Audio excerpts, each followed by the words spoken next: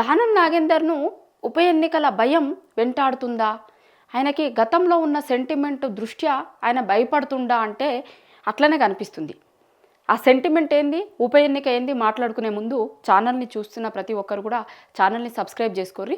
చాలామంది వీడియోలను చూస్తున్నారు కానీ ఛానల్ని సబ్స్క్రైబ్ చేసుకుంటలేరు. ఖచ్చితంగా వీడియో చూస్తున్న వాళ్ళందరూ ఛానల్ని సబ్స్క్రైబ్ చేసుకోర్రి.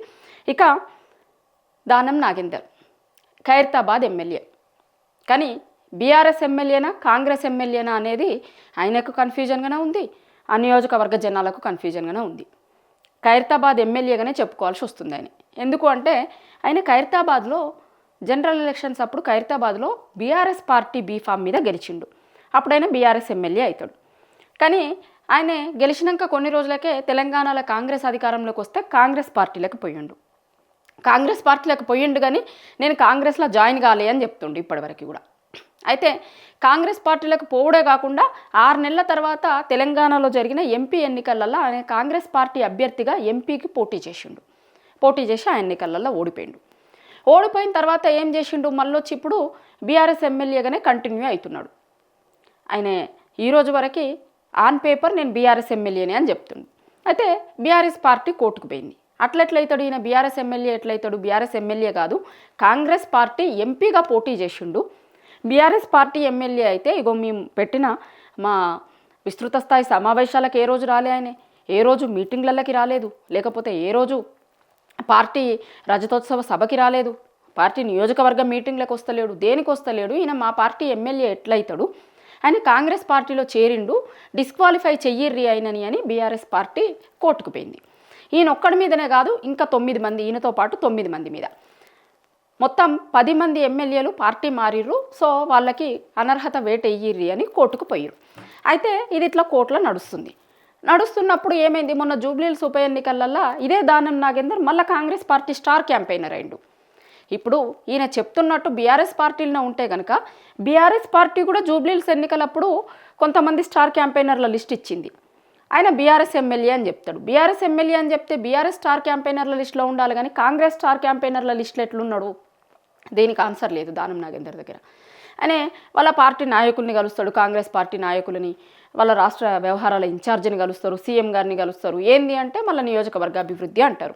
ఇట్లా నడుస్తుంది కథ అంతా. అయితే ఇప్పుడు కోర్టు ఎట్టి పరిస్థితులలో ఈ 10 మంది ఎమ్మెల్యేలది ఏందో తేల్చూర్రి అని చెప్పిన తర్వాత ఇప్పుడు దానం నాగేందర్ ఢిల్లీకి పోయిండు, ఢిల్లీ పెద్దల్ని కలిసిండు, నాకు మంత్రి పదవి ఇస్తే నేను రాజీనామా చేస్తా అంటుండు అనేది ఒకటి వినిపిస్తుంది.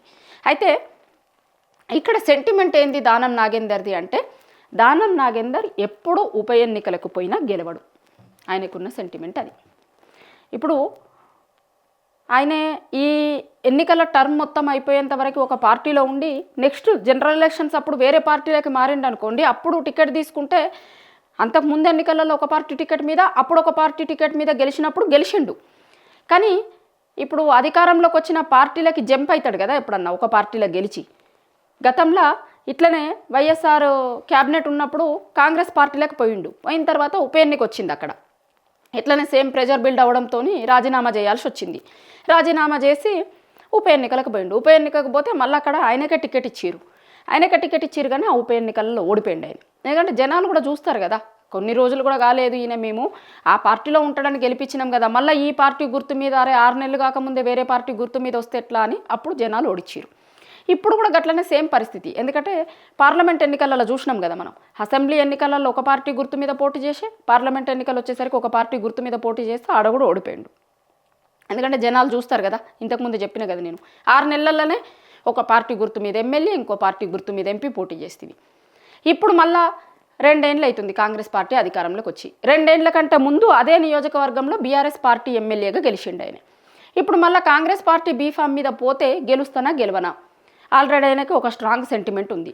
ఈ పొలిటీషియన్లు సినిమా వాళ్ళు అనంగా సెంటిమెంట్లని ఎంత ఘోరంగా ఫాలో అవుతారంటే వాళ్ళకి ఇప్పుడు ఒకరోజు నామినేషన్ వేసే డేటు లేకపోతే నామినేషన్ వేసేటందుకు ఒక గుడికి పోయి పూజలు చేయించుకున్న తర్వాత గెలిచిర్రు అనుకోర్రి, ఇప్పుడు నెక్స్ట్ టైం మళ్ళీ నామినేషన్ వేసేటప్పుడు కూడా అదే గుడికి పోయి పూజలు చేస్తారు. ఇప్పుడు ఎవరన్నా ఎదురొస్తే గెలిచిర్రు అనుకునేది ఉందనుకోండి, మళ్ళీ నెక్స్ట్ ఎన్నికలకు పోయేటప్పుడు కూడా వాళ్ళని ఎదురు రమ్మంటారు. అట్లా చాలా సెంటిమెంట్లు ఉంటాయి రాజకీయ నాయకులకి, సినిమా వాళ్ళకి, రాజకీయ నాయకులకి విపరీతమైన సెంటిమెంట్లు ఉంటాయి. అంటే మెజారిటీ పీపుల్, మళ్ళీ లేనోళ్ళు కూడా ఉంటారు కావచ్చు, కానీ ఎప్పుడైనా మెజారిటీ క్రైటీరియా కదా.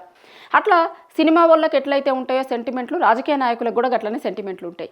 ఈయనకి ఉన్నది ఏంది, గతంలో ఉప ఎన్నికలప్పుడు ఇట్లనే ఓడిపోయినా నేను, మళ్ళీ ఇప్పుడు కూడా రాజీనామా చేసి ఉప ఎన్నికలకు పోతే ఓడిపోతానేమో, గతంలో నాకు అట్లాంటి ఎగ్జాంపుల్స్ ఉన్నాయి కదా, మళ్ళీ ఇప్పుడు ఓడిపోతే ఎట్లా, ఇక ఈసారి కనుక ఓడిపోయింది అనుకోండి దానం నాగేందర్, ఆయన రాజకీయ భవిష్యత్తే ఇబ్బంది పడుతుంది.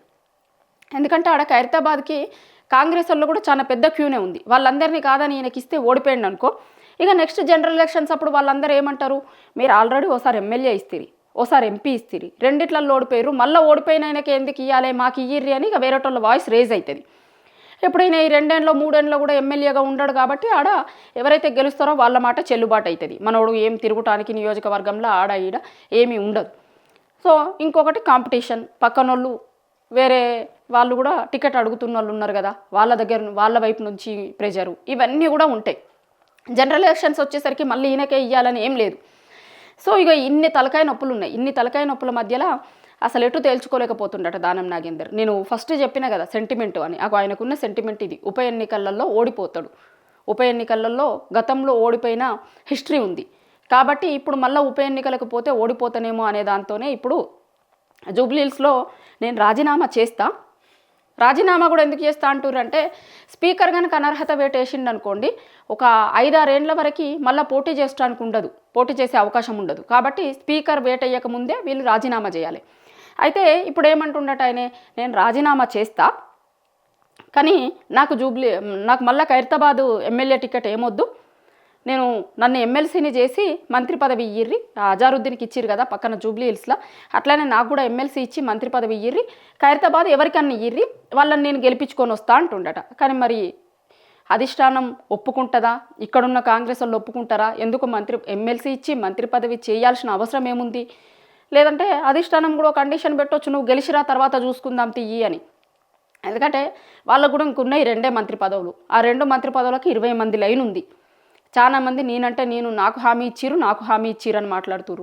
ఈయన కూడా చెప్తుండట, నేను పార్టీలోకి వచ్చే ముందు నాకు కూడా హామీ ఉంది, ఎంపీకి పోటీ చేయమన్నప్పుడు నాకు మంత్రి పదవి ఇస్తాము అన్నారు, అందుకే నేను అప్పుడు ఎంపీకి పోటీ చేసిన కదా, నాకు ఇయ్యిర్రి అని అడుగుతుండట ఈయన. సో అట్లా ఇస్తారా ఇయ్యరా ఏం జరుగుతుంది అనేది అంతా పక్కన పెడితే ఈయనకున్న సెంటిమెంట్ అయితే అది, ఉప ఎన్నికలలో ఓడిపోతాడు అనే సెంటిమెంట్తోని మరి ఇప్పుడు ఏం చేస్తాడు, రాజీనామా చేసి మళ్ళా ఖైరతాబాద్ ఉప ఎన్నికలలో కాంగ్రెస్ పార్టీ అభ్యర్థిగా పోటీ చేస్తాడా, రాజీనామా చేసిన తర్వాత ఈయనకే టికెట్ ఇస్తారా, లేకపోతే ఈయన అడుగుతున్నట్టు ఎమ్మెల్సీ ఇచ్చి మంత్రిని చేస్తారా, వేరేటోళ్ళని క్యాండిడేట్ని చేస్తారా, ఏం జరుగుతుంది ఏంటిది అంతా అనేది దానం నాగేందర్ రాజీనామా చేసిన తర్వాత మనకి తేలుతుంది. ఆ రాజీనామా కూడా ఇంకా కొన్ని రోజులలోనే చేస్తాడు అని అంటున్నారు. దాంట్లో భాగంగానే ఢిల్లీకి పోయి వచ్చిండు, ఇక్కడ వాళ్ళ పార్టీ పెద్దల్ని కలుసుడంతా అయిపోయిన తర్వాత రాజీనామా చేస్తాడు అని అంటున్నారు. మరి ఎట్లుంటాయి ఏముంటాయి, సెంటిమెంట్ నుంచి బయటపడి ఆయన గెలుస్తాడా, లేకపోతే ఆ సెంటిమెంటే మళ్ళీ ఒకసారి సేమ్ సెంటిమెంట్ రిపీట్ అవుతుందా, ఏం జరగబోతుంది ఖైరతాబాద్లో అనేది ఉప ఎన్నికలు వస్తే మనకి తెలుస్తుంది.